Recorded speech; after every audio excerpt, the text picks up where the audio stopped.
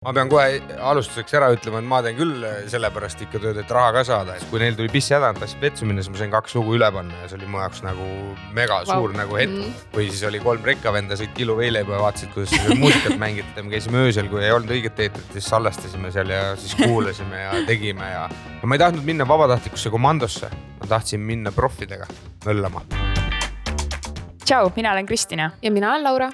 Ja meie räägime siin podcastist tööst, aga mitte sellest tööst, mida inimesed teevad sellepärast, et palka teenida, vaid sellest tööst, mida nad päriselt teha tahavad.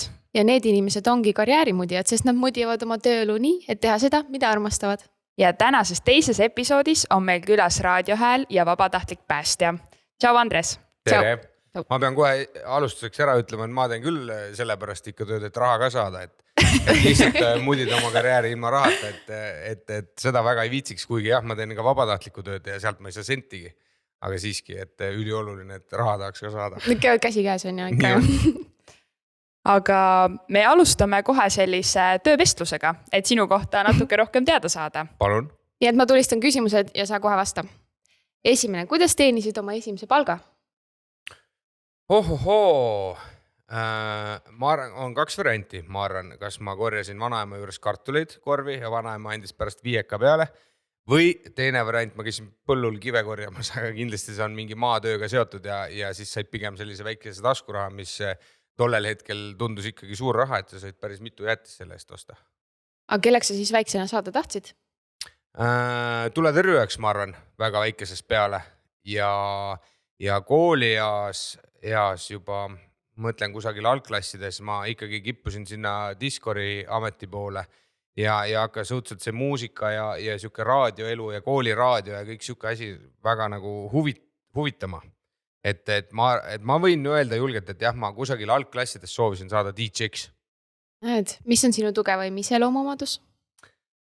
Tugevamaid ma ei teagi, ma tean nõrki iseloomu külgi. Ei, neid me ei lase praegu öelda, tugeva pead ikka. Tugevad, ma olen hästi raske kuidagi nagu komplimentide vastuvõtja ja seetõttu ma ei oska ka ise ennast kunagi iseloomustada, et ma nüüd olen hirmus äge selles ja tolles, et mul on nagu sellega alati keeruline, et kui keegi küsib, mis on sinu tugevad omadused, et ma ei oska seda öelda ja ma saan aru, et ma praegu oleksin vallandatud ja mind tööle ei võeta, aga ma pole pidanud õnneks selliseid tööintervjuusid oma elus kunagi tegema. Ma arvan, et sa saad öelda, et sa oled julge, sest et minu arust kõik need ametid, millega sina tegeled, nõuavad ikkagi ju julgust. Igatahes. Ma võin öelda, et ma olen julge, sest ja ma kaldun arvama, et see julgus on mul tulnud läbi nende aastate. Et ma ei ole kohe kindlasti olnud väga julge ja ma ei ole väga olnud selline, et ma olen valmis igal pool esinema ja kuskil publiku ees olema ja ma olen pigem tegelikult olnud võib-olla natukene selline nurgas poiss. Ma ise tahaks arvata, kuigi mul õpetajad ja vanemad ja õed-vennad kõik naeravad praegu välja selle, mis mõttes, aga ma ise tahaks vähemalt nii uskuda. Aga sealt edasi, mis on sinu supervõime? Mul on supervõime jääda magama igal hetkel, kui ma tahan. Kui ma otsustan, et ma tahan magada, siis ma võin magada ükskõik kus. See on väga hea. See on väga hea. Ma võin magada laua taga, ma võin magada autos, rongis, lennukis, mul suva peas magada saan. See on tõesti supervõime. Aga millist tööd teeksid tasuta? Vabatahtliku päästetööd.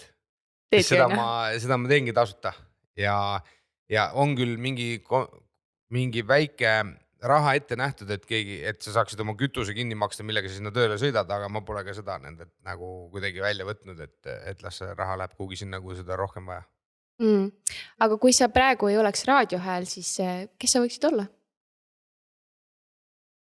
Ma arvan, kui ma raadios töötaks, võib-olla ma oleks DJ edasi. Kindlasti õhtujuht äkki ja ma ei tea, aga ma kindlasti leiaksin omale mingisuguse tegevuse, sest ma vihkan käed rüppes istumist.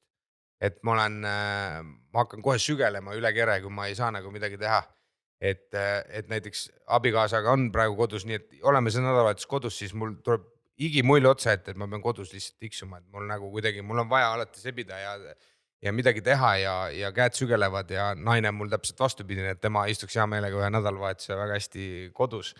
Aga me oleme kuidagi leidnud sellise kuldse kesktee, et jah, ma pigem arvan, et see on nii. Nüüd tulles nüüd tagasi selle juurde, kelleks sa väiksena saada tahtsid, siis sinu puhul saab öelda, et sa oled täpselt see musternäidis inimesest, kes ongi oma lapsepõlve unistused nüüd suurest peast ellu viinud, et sa tegeledki nende asjadega, kelleks sa väiksena saada tahtsid. Aga kuidas sa muusikani jõudsid? See hakkas kunagi koolis, ma mäletan klassiõhtudel või olid äkki meil noorte diskod, ma ei teagi isegi, kas täna need koolis on nii popid, kindlasti ei ole, ma julgen arvata.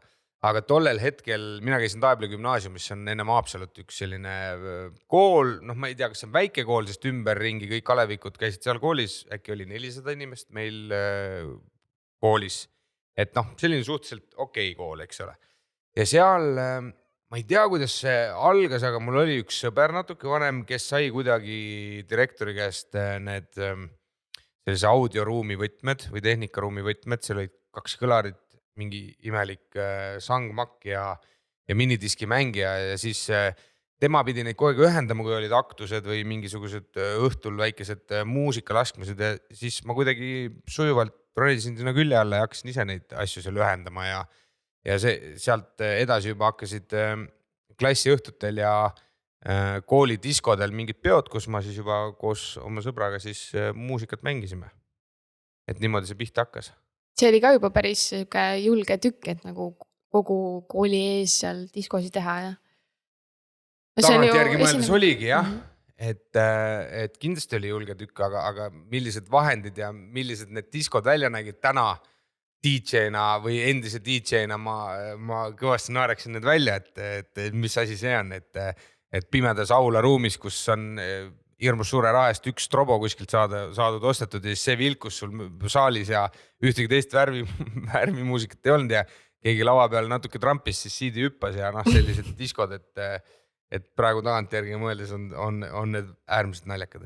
Ja siis sai veel ju päriselt neid plaate vahetada ja. Absoluutselt, esimesed diskod olid kassettidega, ma mäletan laagris kunagi, et Boyzone'i kassett oli mul millegipärast, sealt mängiti alati ühte seda sama lugu ja siis pastapliiatsiga kerisime need kassetid algusesse, et jah, ma mäletan, laagris ühel tüübil tekkis idee, sest tal oli CD-playeri mängija kuidagi, et me saaksime selle võimu ühendada, meil see millegipärast õnnestus kuidagi ja siis läks asi ikka päris ägedaks, sest et kasseti peal ei olnud, äkki oli Offspring või mingid sellised bändid ja tüübil olid 3-4 CD-d ka kaasas, et siis me olime nagu eriti kõvad vennad, et saime selle CD mängijaga mängida. See ei olnud küll minu oma, see oli selle ühe teise laagripoisi oma, aga selle CD mängijaga oli lihtsalt see asi, et see patareid said alati hästi ruttu tühjaks, sest see ei jõudnud seda mootorit seda ringi vedada, et see pidime küsima laagri kasvatajatelt või õpetajatelt, et patareisid kõvasti, et selle disko saaks õhtul ära teha. Pidu kiire korralik jah? Pidu kiire ja korralik jah, aga kõik see nii algus sai, et huvitav on mõelda nendel aegadel tagasi, et mismoodi ikka sai asju tegelikult tehtud. Aga kui nüüd minna edasi sinu haridustee juurde, kui me siin täna tööst ja karjäärist räägime, et milline su nii-öelda see hariduse taust on, et kas sa oled õppinud ka neid asju, millega sa praegu tegeled? Ma ei ole õppinud, mina olengi see inimene, kes ma ei tea, kuidas on läbi selle tule ja sopa roninud, et ma olen tõesti see mees, kellel ülikooli haridus puudub. Ma olen seda eelnevalt ka öelnud, et ma isegi ei tea, miks mind nüüd hilisemas eas on väga hakanud huvitama mingid asjad ja ma isegi ei väida, et ma ei lähe nüüd juba siin vanemas eas ülikooli. Aga võib-olla ei lähe ka, sellepärast et mulle meeldib, ma huvitun asjadest, mis mind reaalselt huvitavad. Ja seal kooli juurde käivad ka asjad, mis mind üldse ei huvitanud, ka juba põhikoolis ja gümnaasiumis, et ma olin nagu selles mõttes, tegin alati asju innuga, mis mind huvitasid ja neid asju ei teinud, mis mind ei huvitanud. Noh, kindlasti paljudel inimestel samamoodi. Ja seetõttu on minu haridustee jäänud väga konarlikuks tõepoolest, et ma ise ka imestan seda, et mul jäi gümnaasium juba pooleli, sellepärast et ma huvitusin hoopis teistest asjadest ja ma pühendasin ennast täielikult nendele asjadele. Mis ei ole kindlasti see, et soovitus mul vaatajatele ja kuulajatele, jätke haridustee pooleli ja tehke seda, mis teid huvitab, sellepärast et ma kujutan, et täna on 10 korda raskem hakkama saada kui tollel ajal, aga ma arvan, et see õpetamis, õppimis ja kõik muud asjad on läinud lihtsalt niivõrd paremaks ja kuidagi nagu mõnusamaks. Noh, mul on endal õde näiteks õpetaja, algklasside õpetaja, ma olen küsinud ja ma näen, kuidas täna käib see õppimine ja kuidas käis siis õppimine, kui olin mina, eks ole, et kuidagi nagu jah, et vastus küsimus on see, et mul on konarlik koolitee, mul jäi see gümnaasiumis pooleli ja ma olen siiamaani lõpetamata. Kas sa läksid siis tööle kuhugi? Muidugi, ma olen väga palju läksin tööle, ma läksin kohe kuhugi plastmassi tehasesse tööle, seal lõpetasin, läksin ühte baari baarmaniks või kelneriks ja sealt kohe edasi läksin öösel veel ööklubisse turvameheks, sest ma ei olnud nii tuntud DJ, et ma saaksin ööklubis mängida, siis seetõttu 18-aastase poisina ma käisin 3 töökohal korraga, ajasin hirmus suure raha enda arust kokku ja mõtlesin, mida sellega kõigega peale hakata. Aga jah, ma läksin tööle kohe, vist 17-aastaselt ma juba töötasin ametlikult. Ja kuidas sa siis DJ pulti sattusid niimoodi? Niimoodi saingi, et ma käisin koolidiskosid edasi tegemas ja siis olid sellel ajal ööklubides hästi populaarsed noortepeod, mis ma tean, et mõni aeg tagasi lõpetati ära, sest need lihtsalt enam ei toiminud. Võib-olla need toimivad kusagil, mina ei tea, aga näiteks ööklubis Haapsalus Aafrika tehti noortele lahti ennem täiskasvanute pidu, et kell 8 said peole tulla, kell 10 pidid kõik ära minema. Et kui nendel pidudel juba said nagu DJ-ks, siis olid nagu tegija vend ja sealt edasi juba hakkasid erinevad sellised spordilaagrid ja kutsuti teistesse koolidesse mängima maakonnas ja siis me ikkagi käisime ja omale vaikselt nagu hakkasime nime tegema ühe toreda sõbraga Siim Maiväliga, keda ma siinkohal tervitan, sest tema isal oli kõik tehnika ja kõik asjad olemas, ta oli tehnikarent ja tänu sellele me saime alati kõige kõvemad tehnilised lahendused ka oma diskodele, et sealt see populaarsus hakkas kasvama. Aga selle DJ teekonna, ma mäletan vist õigesti, sa mingi hetk ütlesid, et tõmbad selles mõttes kriipsu peale. Ja. Et kui kaua su see teekond esiteks kestis ja miks sa selle kriipsu otsustasid peale tõmmata? Ma julgen väita, et ta kestis mul üle 20 aasta veidi, aga palka või oma leiva lauale ma tõin umbes 15 aastat, sest nagu ma 18 sain, ma sain kohe Tallinki kruiisilaevadele diskot tegema. Seal oli umbes 2 nädalat igal õhtul esmaspäevast pühapäevani mängisid muusikat, vahepeal küll 0 inimesel, aga ikkagi mängisid. Või siis oli 3 rekkavenda, sõid kilu veileiba ja vaatasid, kuidas muusikat mängid. Aga olid ka nädalavahetusel ägedad peod, kus noored tantsisid ja oli nagu kihvt ja sellel ajal ei olnud ju Spotify'd ja netis sa muusikat ei ostnud. Heal juhul seal algusaegadel varastasid kuskilt midagi ja kõrvatasid CD-plaate, mida ei tohtinud teha. Tuleb tunnistada, et on ka neid tehtud, aga mul oli see eelis, et ma sain singleid osta Rootsist. Kuna laev seisis päev läbi Rootsi pool, siis ma sain mööda neid plaadipoode tuhnida ja huvi oli suur ja ma ostsin alati kogu oma palga eest neid CD-plaate, mis on mul tänaseni alles.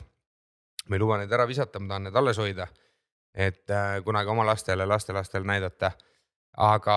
Aga jah, siis mu ma ehitasin uue äri üles, et ma hakkasin tooma Rootsis plaate ka teistele Eesti DJ-dele, sest nad ei saanud tellida. Või siis, kui nad tellisid, siis läks palju kauem aega see, kui ma juba järgmisel päeval saan neile mõne uue singli sealt Rootsi poest tuua, sest ei olnud Eestis sellised plaadipoode olemas, kus need singlid nii ruttu jõuaksid. Ja seetõttu ma nägin sealt ka väikest vahelt teenimisvõimalust. No raha tuleb osata teha. Midagi. Ja nii ma hakkasin jah, et sealt siis hakkaski mu see klubikarjäär nii-öelda pihta, et seal siis laevade peale sattusid erinevad ööklubide programmi juhid, kes siis tõesti nägid seda minu pühendumist ja miksimise oskust ja võib-olla muusikavalikut ka ja kutsusid mind vaikselt ka ööklubidesse mängima, et mäletan hästi selgelt, et oli kunagi selline suur ööklubi Tallinnas nagu Terrarium ja sinna siis mind kutsuti mängima küll kolmapäeviti, aga sellegi poolest vaikselt juba sain nagu suurde mängu nagu jala vaikselt ukse vahele ja ma käisin ju mängimas legendaarsete DJ-dega kaasas, jõlkusin nendega kaasas nii-öelda noore poisina, et kui neil tuli pissi häda, tassid vetsu minna, siis ma sain 2 lugu üle panna ja see oli mu jaoks nagu mega suur nagu hetk. Et sealt see kuidagi vaikselt niimoodi nagu hakkas arenema, jah. Aga millest tuli siis see otsus see kriips peale tõmmata? See otsus tuli sellest, et minu raadio vahetus, et ma hakkasin jälle tegema hommikuprogrammi ja ma tundsin, et Star FM hommikuprogramm on ikkagi Eesti mõistes suures mängus, et me oleme ikkagi Eestis top 3-s ja praeguse seisuga näitavad reitingud, et läheme ka edasi, et vana legendi Allan Roosile lahkumine õnneks meid ära ei lagundanud ja me nagu katki ei läinud. Et ma tundsin, et ma ei suuda enam nii jätkata, et kunagi, kui ma Poweris tegin veel hommikuprogramme, siis mu reedene päev algas hommikul kell 5 ja lõppes laupäeva hommikul kell 5, eks ole, et noorena sa viitsid seda teha ja möllad ja käid, lähed koju, tuju on halb, siis sa oled väsinud, naisele kärgid vastu, augud vastu igale asjale, sest sa lihtsalt oled väsinud ja kõik alkohol ja möll ja see käib ju kõik käsikäes ja pikalt ära olemised ja ma tundsin, et see pole jätkusuutlik, et ma pean mingi muudatuse tegema ja ma arvan, et see on ka kergelt selline läbipõlemine või ületöötamine, sest mul on hästi raske ei öelda ja ma võtsin hästi palju mänge vastu ja 4-5 mängu teinekord nädalas teha, ööd olla üleval pluss veel teha raadiot. See, ma arvan, lihtsalt tegi lõpuks oma töö ja mingitel pidudel ma tundsin, ma ei oska enam mängida. Et ükskõik, mis ma mängin, vaatan kuidagi nagu rahvale ei meeldi ja kõik krimpstavad nina ja kuigi võib-olla tegelikult oli terve elu see nii, aga lihtsalt ma ei pannud seda tähele. Et ma hakkasin järjest rohkem inimesi tähele panema, et kui 1000 inimest oli peol, siis 999 inimest tantsid, aga selle ühe inimese 1000 seast leiad ikka üles, kellel on see kulmkortsus ja see hakkas lihtsalt nii jõhkralt häirima, et ma tundsin, et ma ei taha enam seda teha. Et ma täiesti üle mänginud, ma kuidagi suuda midagi pakkuda, nagu ma ei tea, kuidagi nagu jah, see asi nagu ammendus ennast täielikult ära, mis on väga suur üllatus. Mul abikaasa ütleb siiamaani, et ta poleks seda uskunud, sest ma olen kõik need 7-8 aastat talle rääkinud, et see on mu elu, ma tahan seda teha, ma jäängi seda tegema, ma olen nii palju vaeva näinud, et sinna jõuda, klubide uste taga olen kraapimas käinud, võtke veel mängima, keegi ei võtnud ja kogu aeg kukkusin, aga tõusin püsti ja kõndisin edasi, aga näed, ühel hetkel ikkagi. Et ei, nüüd on kõik. No, samas keegi ei tea öelda, võib-olla 5-10 aasta pärast oled jälle tagasi. Et leiad uuesti selle armastuse üles, et puhkad praegu. Jah, ma ei välista seda, aga sellisel kujul kindlasti mitte. Et ma nüüd iga nädalavahetusel kusagil ööklubis mööda Eestit ringi sõidaksin, et võin öelda 100% tõenäosusega, et seda ei juhtu. Seda, et ma mõne peo teen, ma ei tea, oma õe sünnipäeval või enda kuskil toredal peol või ma ei tea, nagu ma kuskil meedias ka ütlesin, et lähen Martin Garrixit soendama, why not, et miks mitte. Et mu lõpu diskotüüp olidki sellised, et ma pigem olin kuskil festaril ja mängisin oma tund aega ära, mitte see, et alati esimene mees, kes klubis on DJ ja viimane, kes lahkub, on ka DJ. Ja siis õhtu jooksul, ma ei tea, mõnes klubis ei käinudki inimesi, ikka sa pidid seal puldis mängima. See ei olnud enam see, mis mulle midagi nagu pakuks. No, sa nii mitme asjaga oled vist elu stabiilselt korraga tegelenud ja sa ise mainisid ka seda, et sul on olnud väga raske ei öelda. Kas sa oled tundnud siis sellist totaalset läbipõlemist ka oma töökoormuse tõttu? Ma vist ei saa päris nii öelda. Ma olen tundnud jah, või ma tagantjärgi mulle meeldib millegipärast nii öelda, kas meeldib öelda on võib-olla vale sõna, aga ma kuidagi nagu tunnen, et äkki see oli see läbipõlemine, sellepärast, et ma näen, kui palju mu elu on muutunud nüüd täna, kas või kõige lihtsam asi, kodune olukord, kuidas ma oma abikaasaga suhtlen või kuidas me nagu üldse käime sõprade juures või ma viitsin asju teha. Ma viitsin trenni minna, ma teen nalja, mul on rõõmust tuju, märkan vara üleval, ma viitsin koeraga jalutada, ma viitsin teha mingeid asju, mida ma kunagi ei viitsin, sellepärast lihtsalt ei viitsinud. Sest ma elasin ainult jälle, et tuleks reede ja saaks ööklubisse minna ja jälle viskad oma rummikoksi ette ja šalala pidu ja hommikuks oled jälle täiesti laip.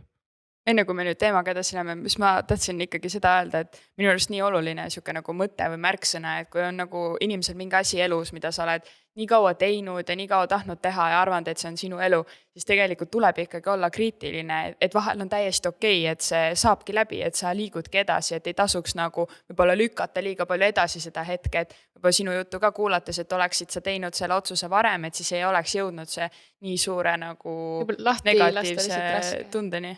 Jah, siin on tõtt väga palju, et vaata asjadega nii, et kui sa mingil hetkel oled oma mugavustsoonis, et sealt nagu välja minna on äärmiselt raske, et ka minu jaoks oli ju ikkagi märkimisväärne sissetulek, eks ole, mul elus lisaraha raadiole, kõigele muule ja mingil hetkel mõtlesin, mis saab, kui ma ära lõpetan, mis nüüd saab, kas ma nüüd jään nälga või ma ei tea, pean auto ära andma, ei saa liisingut maksta või ei saa kodulaenu maksta või mis nüüd saab?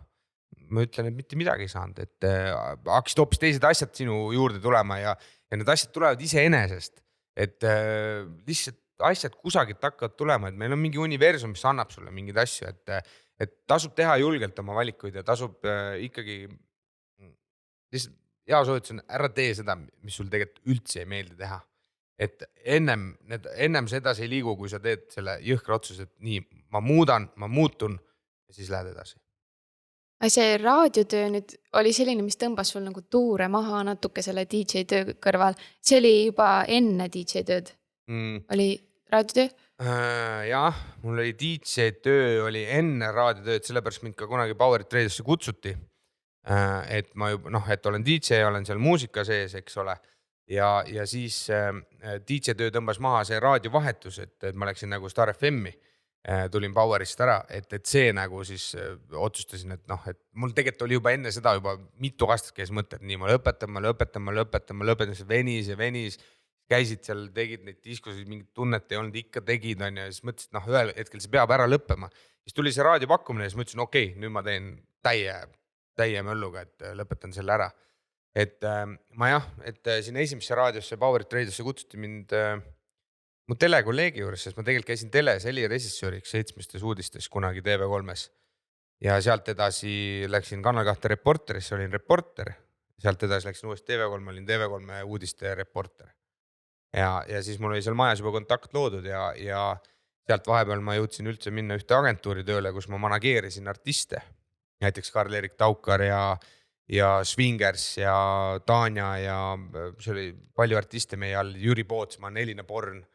Et ma olin ühes sellises manageri agentuuris 2 aastat tööl ja siis tuligi nagu otsus, et tundsin 2 asja korraga ei saa või 3, DJ oli ka, et 3 asja ma korraga teha ei jõua ja siis ma selle manageerimistöö või siis booking agendi töö jätsin ära. Väga põnev, et nii palju asju teinud. Jah, tõesti täielik rööprähkleja selles mõttes. See on tõsi. Sest ma ei ole palju asju rääkinudki, mis ma teinud olen, aga see selleks, ma olen kogu aeg kuidagi selle nagu meedia või kuidagi selle meelelahutus nagu valdkonnas nagu olnud, et vähemalt see valdkond on, ma kujutan ette, suhteliselt nagu sama, et ma ei ole ehitajast läinud vahepeal telesse ja niimoodi, et ehitada ma ei oska näiteks. Aga kaua sul läks aega, et enda häälega siis raadios ära harjuda? Või satud sa kuulama üldse siis, kui sa ise raadioeetris oled? See käib kuidagi lainetega. Ma olen ülikriitiline enda suhtes. Ma olen kõige kriitilisem vend üldse. Ja teen endale ka aeg-ajalt sellega liiga, mis siin salata, tuleb tunnistada. Et vahel ma kuulan, kui ma raadiovahetus oli, siis ma kuulasin need hommikuprogrammid otsast lõpuni kogu aeg üle. Ja üldse endale ei meeldinud. Küll aga teised ütlevad ülemused ja asjad, et tubli, et jätkame samas vaimus. Ikka sa leiad, mis sulle ei meeldi. Et mida sa ütlesid, sulle ei meeldi, millise tujuga sa rääkisid, kas sa karjusid või sõna lõpud kaovad ära või suu ei ole liialt lahti või kõik sellised asjad, aga ma olen püüdnud sellega hakkama saada ja ma tunnen, et see on mõjunud mulle hästi, kui sa iseendaga teed nagu rahu või sõlmid nagu lepingu, et Andres, et kõik on nagu okei. Et siis nagu lähevad asjad nagu mõnusamaks. Aga ma harjusin oma häälega, ma arvan ruttu. Et Poweris algusaastatel ma mõned kuud ei suutnudki iseennast kuulata, sest see oli nii õudne ja jube. Aga siis üha rohkem, sellepärast, et raadios sa teed kõrvaklappidega ja see on nagu nii kuuled ainult enda häält, sa harjud sellega. Sest täna mõnel inimesel, kes polegi võib-olla enda häält kuulnud või videos kuuleb, ta juba teda häirib. Siis tegelikult teised inimesed nii sind kuulevadki. Et see on fakt. Aga kuidas sa jõudsid sealt siis edasi, millal sa võtsid ette selle, et sa lähed vabatahtlikuks päästjaks? Sellega on nüüd selline lugu, et ma olen väiksest poisist peale mööda neid komandosid seal käinud, olnud päästelaagrites, sest mu isa on olnud juba minu lapsepõlvest saadik päästesüsteemis sees. Ta on küll olnud poole oma elust juhtivatel kohtadel siin riigi tasandil, aga siiski alguses, kui ta oli inspektor, tuleohutusinspektor Haapsalu komandos, siis ma juba väikse poissina sain seal olla ja ju mulle ikkagi need tuletõrjeautod ja kogu see päästeelu hakkas nii väga meeldima. Aga mul oli südames ka see DJ asi ja ma läksin ikkagi oma rada ja ma ei läinud päästekooli. Ja hiljem tuli ju ka see, et päästekooli sa ei saagi minna, kui sul ei ole keskharidust. Aga ma olin valmis oma selle gümnaasiumi ära lõpetama 12. klassi. Aga ikkagi ma tundsin, et see palk, see raha, see ei ole see, millega ma tahaksin tegeleda ja mul on teised suunad. Ja siis läks aastaid mööda, palju vett voolas merre vahepeal ja siis ma nägin võimalust vabatahtlikuks päästjaks hakata. Ja ma ei tahtnud minna vabatahtlikusse komandosse, ma tahtsin minna profidega möllama. Ja siis ma leidsin lahenduse, et see ühisvalveteenistus ongi, et sa saad olla professionaalses komandos professionaalsete päästjatega, aga sa oled lihtsalt vabatahtlik ja sinu vahe on selles, et sinu väljaõpe on mitte võib-olla, vaid ongi nagu kindlasti kergem, kui on nendel profidel, aga sa õpid nende profide kõrvalt järjest aastatega seda kogemust juurde.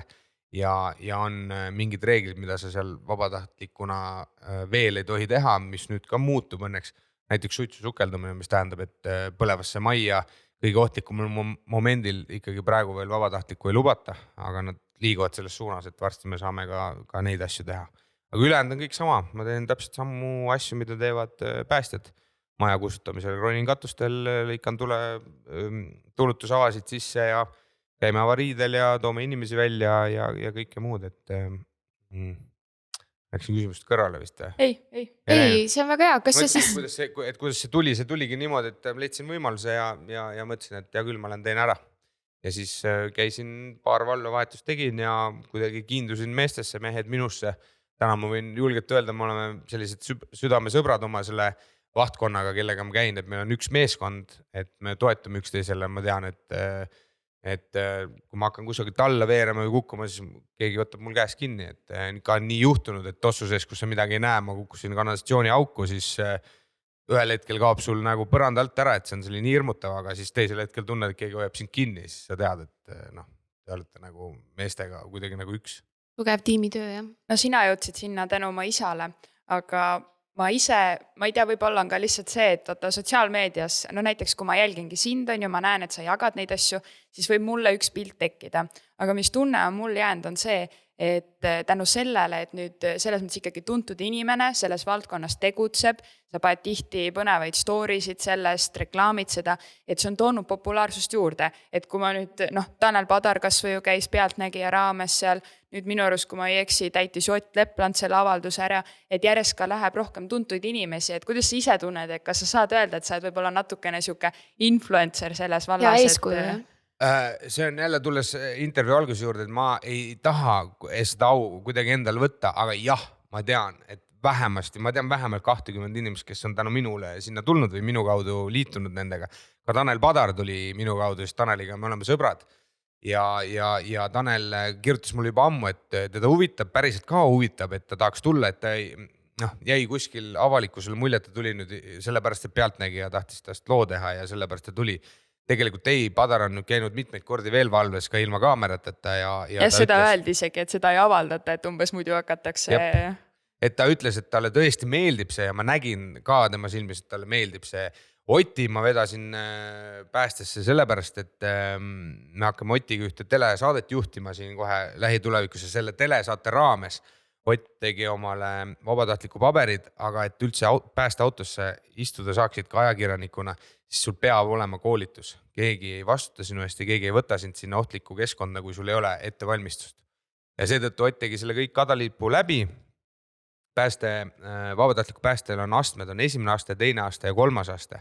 Et minul on kõik 3 aastat olemas, üldiselt on paljudel on 2 aastat ja siis Otil on praegu 1. aste. Aga Ott käis muga ära 24 tundi vahetuse, tohtis osaleda minuga koos ka pääste sündmustel ja koos profipäästjaga ja talle meeldis, ta lubas veel tulla, et kuigi ta ennem ütles, et pole tema asi, et see peab olema kutsumus, et talle ei istu selline asi, võib-olla koledad vaatepildid teinekord ja kõik sellised asjad, et see pole tema asi, ja nüüd ta räägib hoopis teist juttu, kui ta ära käis. Ja vabatahtlikuks päästjaks saab absoluutselt iga inimene tulla, kes ei ole kriminaalkorras karistatud, tal on füüsilised võimed olemas, siis ma soovitan küll liituda ja mida hästi paljud inimesed ei tea, saavad siit täna teada, ongi see, et sul on võimalus käia profidega koos. Et sa ei pea olema vabatahtlikus komandos, võib-olla kus teid ei kutsutagi ööpäevas välja, vaid sa saad siin Tallinnas käia Nõmmel, Lillekülas, Lasnamäel, kus iganes. Ja sa leiad selle oma koha ja mehed võtavad sind alati 2 käega vastu, nad on nõus sind õpetama, nad on nõus sinuga tegutsema, juhul kui sa oled ise tahteline neid asju tegema, selles mõttes, et kedagi niisama sinna istuma ei taha keegi, et seal on vaja päriselt tööd teha, käed mustaks ja nii edasi. Sa mainisid, et mõnikord võib ette tulla selliseid raskeid hetki, eks ole. Kuidas, see nõuab nii palju sellist vaimset tugevust, et kuidas sa selle oled enda sees leidnud? See on naljakas asi on see, et kui see päästja vorm on sul seljas ja sa näed kas hukkunud inimest või kannatanud inimest ja sa tegeled taga, sa kuidagi tegutsed ja see on, ma ei tea, kuidagi sa ei mõtle selle peale, issand, mis siin on. Aga kui täna juhtub autoavrii, ma olen esimene seal kohal, mul ei ole neid päästeriided, siis ma mõtlen hoopis teistmoodi. Ma tõenäoliselt oskaksin tegutseda, sest ma olen seda õppinud.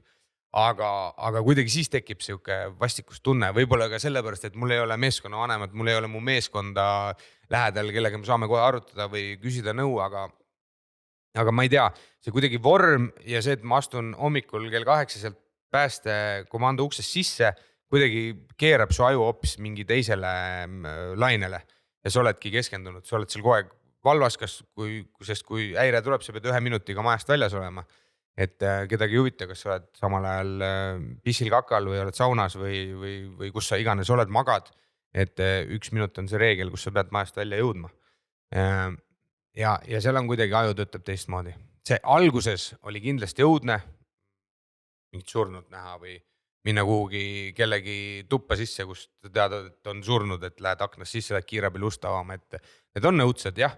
Ja teinekord ongi õudsed vaatepilte ja see mõjutab nii või naa sind, aga nendest asjadest kuidagi peab üle olema ja alati, kui on sellised koledad pildid, siis võetakse mehed kokku, me räägime omavahel, kas kellelgi on midagi südamel, kas kedagi häirib midagi. Näiteks ei saa kiiresti tulekahju situatsioonis ust maha murda ja pärast avastad ukse taga hukkunud inimesed, kes on proovinud sealt uksest välja tulla, siis tahes-tahtmata sa hakkad mõtlema, kas ma oleks saanud midagi teha kiirem või kas ma oleks saanud midagi teha paremini. Aga kahjuks on see nii, et kui sa nii mõtled, siis juba ongi valesti. Et see ei ole meie süü, me ju anname endast loomulikult parima, et me saaks inimelud päästa ja professionaalselt päästa on endast parima. Et keegi ei lähe sinna, et võtame rahulikult, nagu nii pole midagi päästa, et kõik annavad endast maksimumi ja võib-olla siinkohal tuli meelde, miks ma käin vabatahtlikus, ongi sellepärast, et ma näen, mis tööd tegelikult need profid mehed teevad. Sellist raha eest, nagu nad teevad, see raha ei ole enam täna nii mõttetu, et kogu aeg on näidatud näpuga, et saate nii vähe palka. Ei, nad saavad üle 1000 euro, see on ikka mingi palk, eks ole, aga lihtsalt millist tööd nad ja millise professionaalsusega nad seda tööd teevad, siis ma ütlen ausalt, mul on ainult au neid aidata ja nende meestega lahingus käia. Kas sa saad nüüd öelda, et sa oled seda nii kaua teinud, et tegelikult sa oled juba põhimõtteliselt näinud kõike ja kogenud kõike? Alates ongi hukkunutega avariidest, täiesti lauspõlengus majadest. Või kardad sa veel mingit situatsiooni, et et kui see nüüd tõesti peaks juhtuma, et see on umbes sinu hirm?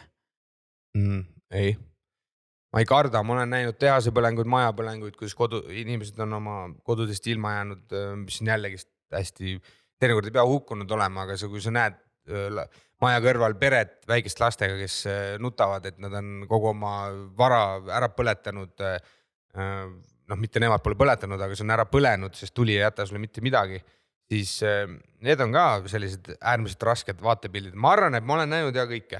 Selles mõttes kõike, ma mingit suurt tuumakatastroofi ei ole näinud, eks ole, aga ikka ma olen näinud koledaid pilte. Et jah, aga ma ei võtagi neid üldiselt koju kaasa, ma jätangi need kuidagi sinna päästesse, et las need olla seal ja me ju ikkagi ühe asja nimel ainult tegutseme, et päästa inimeste vara ja inimeste elust. Aga mis sa selle kõige põhjal öelda saad, mis su kõige suurem kogemus on olnud siis? Või õppetund?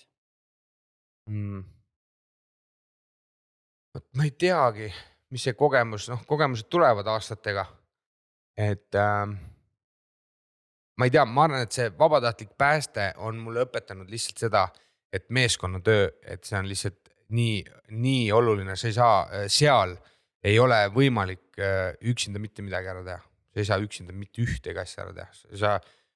Hea näide, autojuht peab sind kohale sinna turvaliselt viima, teine mees peab sulle, ma ei tea, mingi vooliku ühenduse andma, sa ei saa muidu vett välja ja nii edasi, et ma arvan jah, et see on mind õpetanud meeskonnas töötamist väga-väga palju. See on, ma olen hästi kuidagi, see on nii minu sees, ma ei oska seda lihtsalt öelda või kogu aeg tahaks sõnadega edasi anda, aga see on äärmiselt raske sõnadega edasi anda, mida see tegelikult tähendab, et vaata, me rääkisime koledatest piltidest, aga seal on ju ka ilusaid pilte, kui sa reaalselt päästadki midagi ära, sa jõuad õigel ajal kohale, leek on ainult tšut-tšut sealt maja nukas põlenud, sa juba kustutad ära, inimesel jääb kogu tema vara alles. Sisened aknast sisse kellegile, saad õigel ajal kiirabi lasta tuppa, et ta saab kannatanut aidata. Oleme ka põlevast korterist päästeteid välja, me meeskonna vanemaga saime mitte hingava inimese põlenud majas, kelle me saime hingama, sain ka sellest medali. Kes sellised toredaid ja ilusaid hetki on ju ka, et mis jäävad nagu sulle eriti hästi meelde, isegi teinekord paremini meelde kui need koledad asjad. Sa ütled, et sul on raske seda sõnadesse panna, aga ma ei tea, kes kuulavad on ja kas see hääl annab edasi, aga siin nagu reaalselt sinu vastas istudes, sa saad aru, millise emotsiooniga inimene sellest räägib, et see heas mõttes siuke nagu aukartus ongi selle kõige vastu ja see meeletu austus ja samas see sisemine põlemine, et sa ei peagi nagu olema siuke, see ongi see, mis seest tuleb ja see kumab tegelikult vähemalt meieni siin küll. Seal peabki olema see austus, sellepärast, et vastasel juhul sa ei saa seda teha. Et seal ma ei ole võib-olla see Andres Puusepp, kes ma olen väljas Andres Puusepp, et seal on ikkagi nii, et kästakse, poodakse ja lastakse ja sina tegutsed, on ju. Et mis sulle meeskonnavanem ütleb ja mis profid ütlevad, nii sa teed, et seal ei ole see, et ma seda ei tee või ma ei taha seda teha või ma ei viitsi seda teha või sellised vastused ei ole seal olemas. Seal me tegutseme ja teistpidi, kui on vaba aeg, siis me ju ka teeme kõike neid asju, mida sõbrad teevad, on ju. Ma ei tea, teeme trenni koos, räägime anekdoote, ma ei tea, sööme kooki, teeme süüa, mida iganes, et see on ikkagi elu, 24 tundi elu on seal päästes, et kui sa sinna sisse lähed, siis ongi sinu uus pere ja sa oledki 20 tundi, need on sinu pered. Räägime võib-olla natuke sinu karjääris nendest väljakutsetest, et mis on need kõige suuremad nagu eneseületamised olnud kogu karjääri vältel? Ma arvan, et eneseületamine on esimene raadiosaade, mis ma üldse Power It Radios tegin, et täiesti pea ees hüpata kuhugi tundmatusse. Mitte kunagi ühtegi saadet, ühtegi podcasti, mitte midagi tegemata. Jah, ma olen lapsepõlves salvestanud kassettidele ja arvutisse enda raadiosaateid, mis ma loodan mitte kunagi kuhugi ei jõua. Aga ma leidsin oma vanast arvutist need üles ja kodus kuulasin ja siis panin ruttu kinni. Võib-olla ikka kunagi. See on lihtsalt, see on äge. Aga see oli võib-olla, see oli suur eneseületus, ma arvan küll. Et tegime Kristjan Rabiga kunagi selle saate ära, proovisaate, me käisime öösel, kui ei olnud õiget eetrit, siis salvestasime seal ja siis kuulasime ja tegime ja ei olnud laivis kohe niimoodi? Ei olnud jah, aga programmidirektor hiljem ütles, et tegelikult tuleb visata ikkagi vette. Ja kui on live, see on live. Vaata, kui sa tead, et sul ikkagi salvestad ja ei ole päris live, siis teeme uuesti või võtame kokku ja hakkame otsast peale aga kui sul on live, siis sul ei ole seda võimalik teha, et otsesaade on midagi muud ja kõik see, mis sa räägid, see jõuab inimesteni ja nii on. Aga ma ei tea jällegi, kuidagi nagu tundub, et me saime nagu hakkama, et võttis küll aega, aga läks paremaks lihtsalt, et kuna mina olin puldis ka, siis uus programm esiteks on ju, kuidas need reklaamid ja introd ja outrod ja õiged eeblid ja taustad ja et oleks sul mitte A-kanal, vaid B-kanal või B-kanal või A-kanal, seal on nüansse on nii palju, et see alguses, see läheb nii kirjuks, et ma arvan, et see on üks suur eneseületus küll. Aga kui rääkida veel sellest, et sa oled tegelenud nii paljude asjadega, aga kas sul on ka veel ikkagi mingid need siuksed veel kõrgemad sihitunistused, et siis sa saad öelda, et okei, et nüüd ma olen teinud nagu kõik asjad ära, mis mul nagu südames on, millega ma tegeleda tahaks? Siuke mingi unistuste amet või? Ma teen oma unistuste ametit. See on, seda on nagu kuidagi nagu imelik öelda, et ma teen seda, aga ma tõesti teen. Sest kui võtta minu mõne aasta tagused kirjapanekud lahti, mulle meeldib kirja panna oma asju, millest ma olen tänulik ja mulle meeldib kirja panna asju, mis minuga võiksid juhtuda. Ja ma kirjutasin kunagi juba aastaid tagasi, loodan, et mu Poweri kolleegid ei solvu, et soovin töötada Star FM hommikuprogrammis. Ja ma kirjutasin mitte, et ma soovin töötada, vaid ma töötan Star FM hommikuprogrammis. Et ma justkui juba nagu see oleks juba teema. Ja sellel ajal ei olnud isegi programmi direktoriga sellest juttu olnud, et ma võiksin seda teha. Ja ei läinud palju mööda, kui pakuti asendamist Star FM-is, sest juhtus nii, et kõik asendused ei saanud eetris olla ja kuna mina pulti oskasin, meil Power Hit Radio ja Star FM on ühes samas majas TV3-s ja siis küsiti, et äkki ma saan minna ja hommikus neid eebleid liigutada, et saatejuhid saaksid oma töö ära teha, et kui ma ei taha, ma ei pea rääkima, aga kui ma tahan, siis ma võin ka rääkida. Ja see kuidagi juhtus nii, ma ainult 3-4 päeva läksin sinna, sain asendada ja sellest kasvas välja uus asendaja. Et kui oli vaja teinekord, et siis ma läksin Star FM-i hommikuprogrammi asendama, siis oligi selline päev, kus ma läksin hommikuprogrammi, asendasin seal Roosilehte, sealt astusin kõrvalstuudiosse, tegin Power Hit Radios saate ära ja siis ma ei tea, õhtul olin jumal teab veel kus, et mind oli ühel päeval nagu nii palju, et hommikust õhtuni ja üks sama mees erinevates raadiotes on eetris, et ma ei teagi, kas Eestis on sellist asja üldse varem juhtunud, et ma natuke proovisin uurida, vist ei ole. Et inimestel vist päris tüütu olla, et ükskõik kuhu kanalile keerad, ikka sama vend joriseb seal edasi.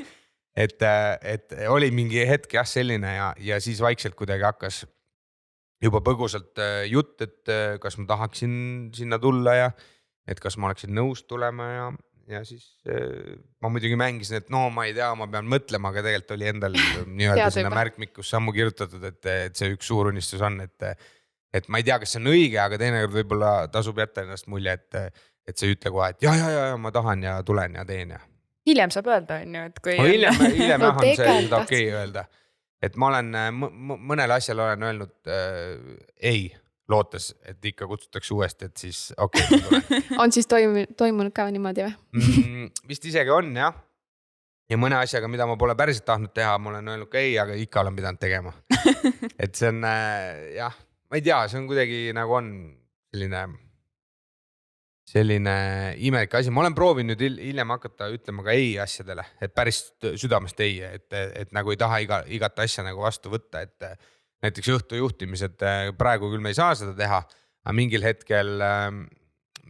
hetkel oli neid pakkumisi palju ja ma hakkasin ei ütlema, sest ma ütlesin, et ma kõigepealt üldse, kui inimesega kokku leppida õhtu juhtimine ja mingi hind, et alati on esimene küsimus, mis on su hind, ütlesin, mul ei ole hinda, et ennem saame kokku ja siis tekib hind selles mõttes, et kas ma üldse soovin tulla sinu õhtut juhtima. Et kui mul selle tellijaga või sünnipäeva lapsega või firma omanikuga või tellijaga, kui mul teki nagu klikki ja me ei mõista üksteist, siis ma ei lähe seda õhtut juhtima, eriti veel täna, kus ma ei pea seda tegema, vaid ma lähen seda siis tegema, kui mulle meeldib seda teha. Et seetõttu ma olen jah saanud inimestega kokku ja öelnudki, ma olen ka öelnud, et ei, et sorry, et see ei tundu, et see oleks minu jaoks selline äge asi. Mainisid, et panid oma unistusena kirja, et tahad töötada Star FM-is, et kas sealsed saatejuhid olid näiteks sulle eeskujudeks, keda sa võib-olla vaatasid niimoodi alt üles? Või on sul üldse tööalaseid eeskujusid? Kindlasti on, ma ei tea, kas nüüd täna võib-olla vaatan USA turule, seal suured morning show tegijad on kõvad vennad ja raadiokoolitajad. Aga ma mõtlen, et omal ajal, kui ma ei olnud raadios, olid mul muidugi, ma kuulasin väga palju ja see sama Roosileht või Alari Kivisaar või sellised kõvad tegijad raadiotes olid muidugi eeskujuks, aga teistpidi jälle ma mõtlen, et Star FM-i ma hakkasin kirjutama seda sellepärast, et kuna ma töötasin kõrval stuudios ja ma nägin kogu aeg seda Star FM-i, et Power oli Stari kõrval ikkagi selles mõttes väike raadio ja pigem noortele suunatud. Star FM on ikkagi nagu suures mängus ja esiteks on juba neid sagedusi rohkem, eks ole, ja kuulajanumbrid on ka nagu ikkagi suured, et kui me räägime seal 140 000 või 300 pluss 1000 inimest, noh, see on ikkagi väga-väga suur samm edasi.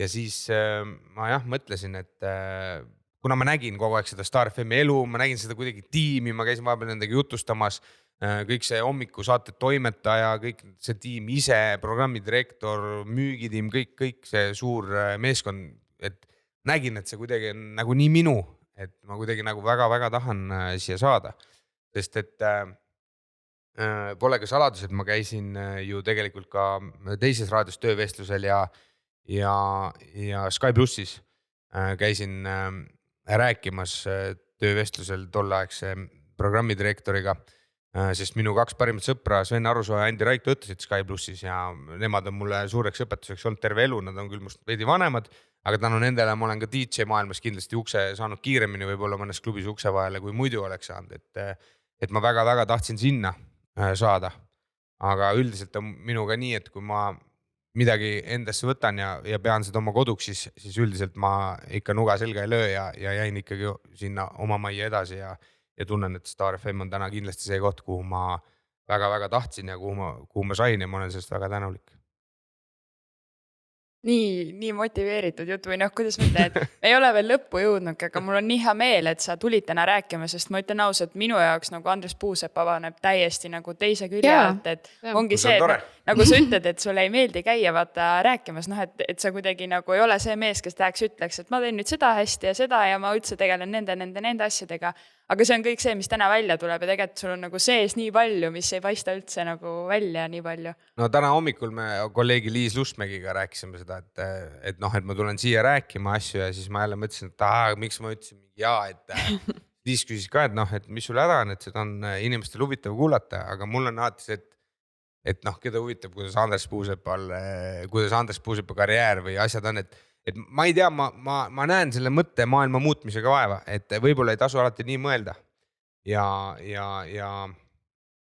ma ei tea, ma kuidagi sooviksin sellest üle olla, aga ikka aega, et sa mõtled, et... No vaata, sa mõtled, et Andres Puusepa karjäär, aga tegelikult kõik see, mis sa räägid, siin on ju palju sügavamad mingid inspiratsiooniallikad, mingid mõtteterad, asjad, et sa ei saa võib-olla ise arugi, mis sa oma jutuga edasi suudad anda. Tõenäoliselt ei saagi, sest et mingid asjad nagu tagantjärgi vaadates äkki on nagu lihtsalt nagu kätte ka kukkunud, teistpidi ju ei saa nagu inimestele ainult asjad sülle kukkuda, sa pead keegi nagu ise olema või noh, mingi oskus sul peab olema, et kindlasti ei oleks programmi juht teinud, meil oli hiljem ju Powerit Radios ja Star FM'is täpselt sama hommiku või see programmidirektor, et ta ei oleks eluski tõstnud sealt Powerist mind Star FM'i suurde mängu, kui ta ei oleks minus midagi näinud. No, ta ei oleks seda liigutust teinud, ma ju annan endale sellest aru, aga lihtsalt nagu ma alguses ütlesin, et mul on enda selle kiitmisega suuri raskusi, et ma võin kodus naises ennast kiita,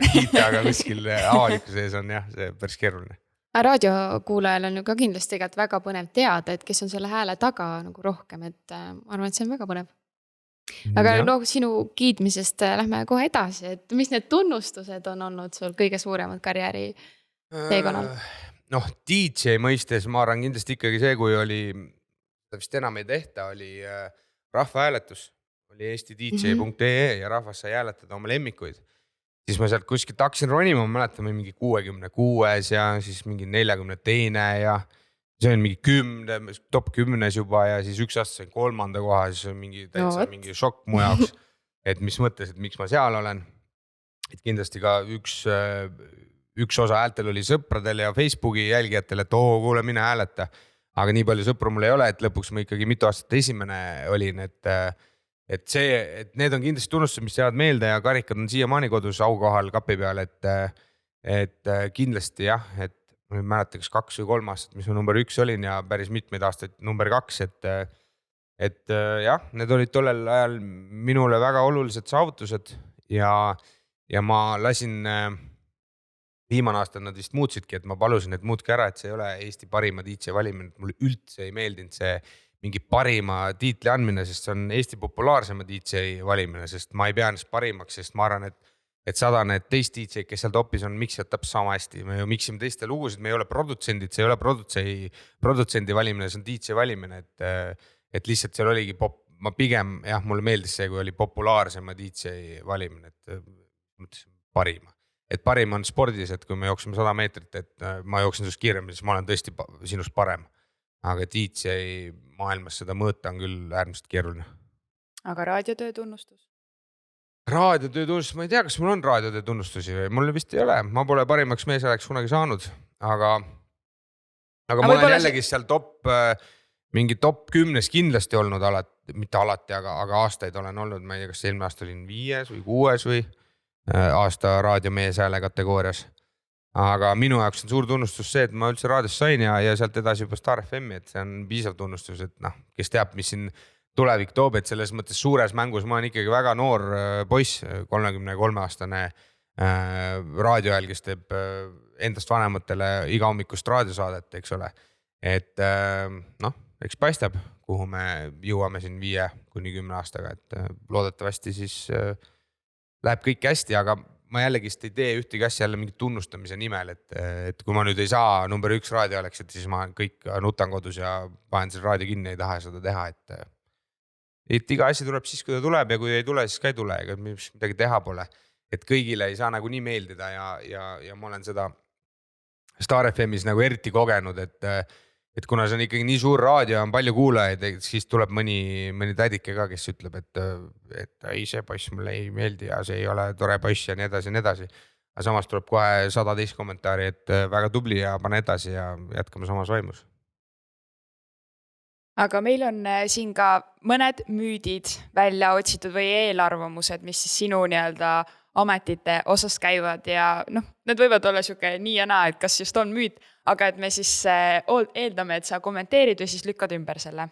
Esimene on, et DJ tööd ei tehta kunagi täiesti kainelt. Ma lükkaks ümber, et tehakse küll, aga palju tehakse ka mitte väga kainelt. Et mina võin öelda, et ma ei ole oma selle elu jooksul mitte ühtegi diskot teinud, ma tean, mis te ootate, et kaine peaga, ei ma nii ei ütle.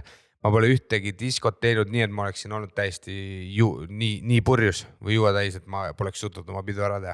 Mul ikkagi tagakuklas oli ikkagi kogu aeg see, et andsin endale aru, mida ma teen. Küll aga käis mu peaaegu iga peo juurde ka need mõned kokteilid sealt klubist, et ma kuidagi kaine peaga mõnel peol tõesti ka olin ja mängisin, aga tundsin kohe, et see pole nagu see pidu. Aga tean mehi, kes teevad peaaegu kõik peod kainena ja teevad väga hästi seda. Räägime selle asja ka lahti, et kui raadiokuulajad mõnikord, me oleme ise ka omavahel arutasime, et raadios on tihti see, et sa kuulad mingit, nagu tükk aega, näiteks meil mängib ka taustal raadio on ju, ja siis sealt tulevad kogu aeg ühed samad laulud, et mis värk sellega on ikkagi nagu? See on väga lihtne värk, sest asju tehakse uuringute põhiselt. Raadio on, musa on ju kõik uuringutele põhinev ja uuringud näitavad seda, et raadio kuuleb järjest keskmiselt 15-25 minutit inimene. Ehk siis see on tipptund ja selle tipptunni ajal ta tahab oma seda hitti sealt kätte saada. Et see, et teil siin päev läbi raadio mängib. See on meie viga, on ju.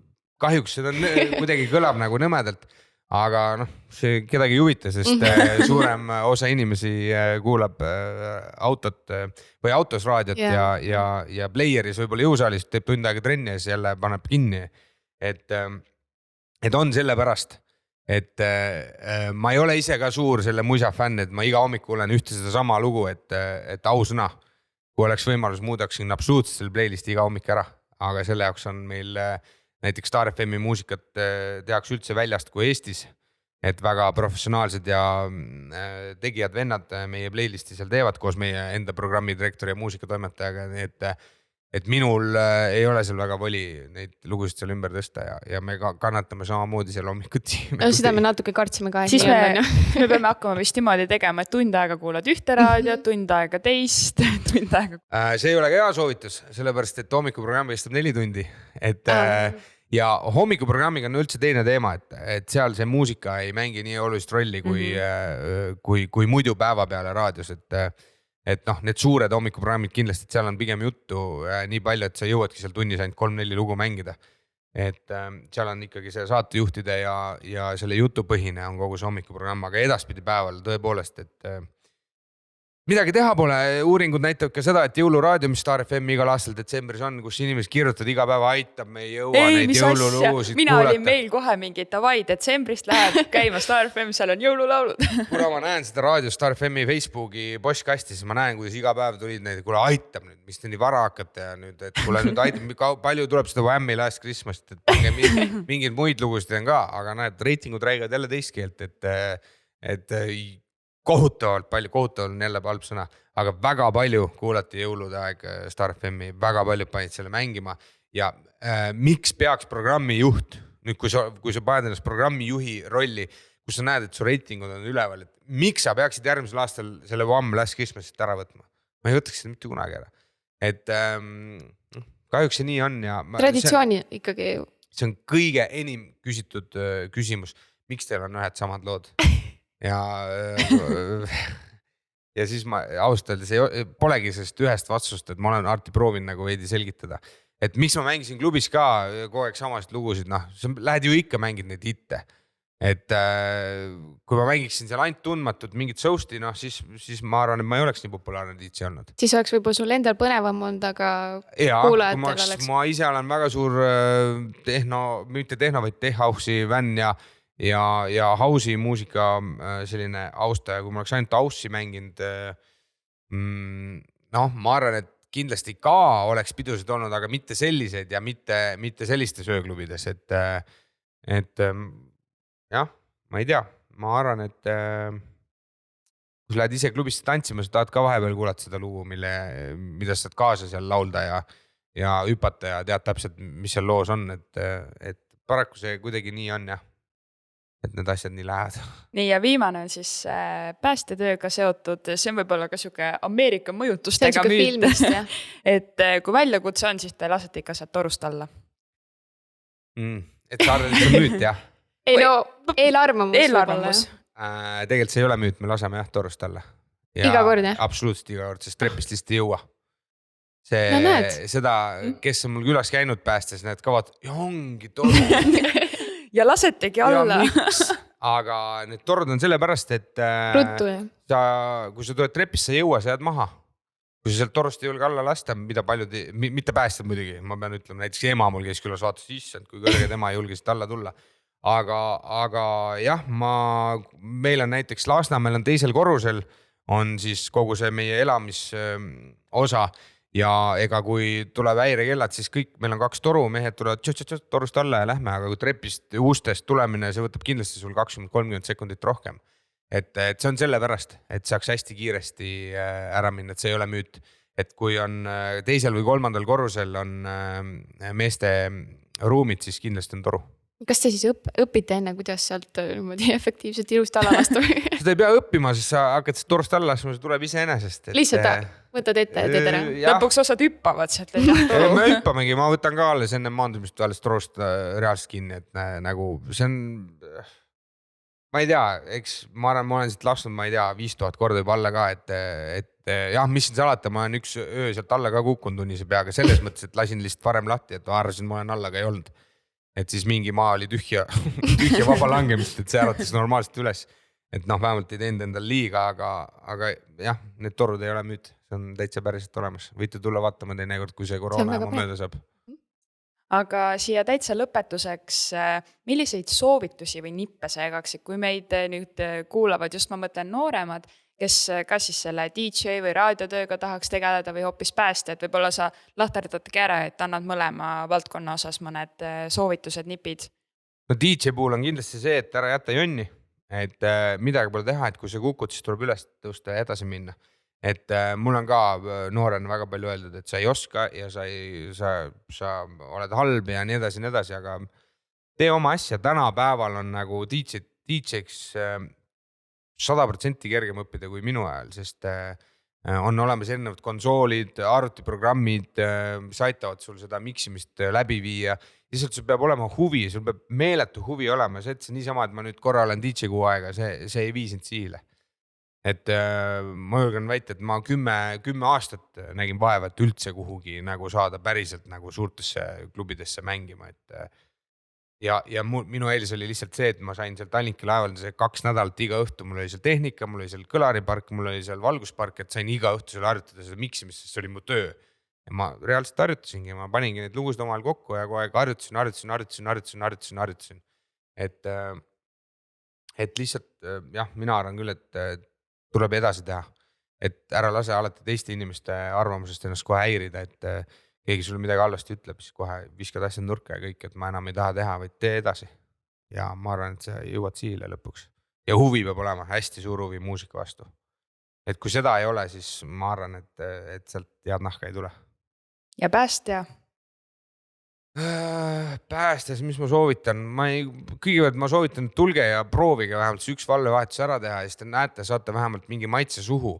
Et kindlasti ei võeta sinna mingi läbijooksikud, et nüüd hakkavad kõik saavad tulla, et eks ole, eks siin proovitakse sinuga tuttavaks saada ja tervise tõend peab olema korras ja sa pead selle esimese astme koolituse ka ära tegema, aga mehed võtavad sind siis väga hästi vastu ja siis sa näed ise, kas sa sobid, mehed näevad, kas sa sobid. Ja ma arvan, karta siin ei tasu midagi, et ja kui sa ei taha kohe profidega tulla, kus sa võid kindel olla, et sul kutse tuleb, siis mine näiteks vabatahtlikusse komandosse, nad võtavad ka sind vastu ja seal saad ju rahulikult harjutada ja tutvuda nende asjadega, et aga minu kõige suurem soovitus on see, et vähemalt tule, et see algus on ikkagi see kõige olulisem, ega kui sa ei proovi, siis sa ei saa teada. Jah, aga tegelikult saamegi otsad kokku tõmmata, et suur aitäh, et sa tulid ja meiega oma põnevat ja mitmekülgset karjäärilugu jagasid. Ja me saime kindlasti väga paljusid inspiratsiooni ja nippe ja üldse lihtsalt väga-väga põnev vestlus. Et poleks üldse arvanud, et tõesti, et sul seal mitte üldse nagu negatiivses võtmes, vaid ikka vaata avaliku elu tegelase puhul sa arvad, et kuvataksegi, selles mõttes, põhimõtteliselt kõike, mis ta oma tööga teeb. Aga sinu puhul nagu on ikka suur osa jäänud palju peitus peitu. Jah, kuvatakse seda, mida tahetakse kuvada. Vaata, nii palju meil maalitakse inimestest hoopis teine pilt, kes nad tegelikult päriselt on. Et minul on ka, esimene asi, kui mind guugeldad, on nagu hästi aastaid juba, ma vist isegi viitsi enam sellega tegeleda, on see, et kui sa ei tea, kes on Andres Puusepp, sa hakkad guugeldama, mis seal tuleb kohe, et raadio ajal viilib mingi isa kohustustest kõrvale. Mul tuli vanus esimese soovitusena. Seal on ka see, et minu eelmisest kooslusest meil laps, kes on täna juba 14 aastane, et umbes seal oli keerulise aegu, kus oli nende rahamaksmistega nagu oli, et umbes, et ma proovisin teist poolt karistada ja teine proovis mind ja vaene laps on seal vahel, eks ole. Aga see ei ole päris mustvalgelt nii nagu kirjutatakse, et see on laus vale, mis seal on, need asjad on ammu korda aetud. Ma olen seda ka kunagi tolle selle peatoimetajale Anu Saagemile öeldud ja mis ta tegi, pani sinna lõppu lihtsalt minu väikse kommentaari, mitte muutes seda pealkirja ära, mida nagu esimesena asjana nagu guugeldades näeb, et lihtsalt ei tasu kõik uskuda, mida kirjutatakse ja seetõttu ma olen selle kollase meediaga ka mitte nii väga enam sõber, et kui nad mind kutsuvad või midagi tahavad või soovisid mu pulma näiteks tulla, peaaegu kõik meediaväljaanded, siis ei, ma ei tule.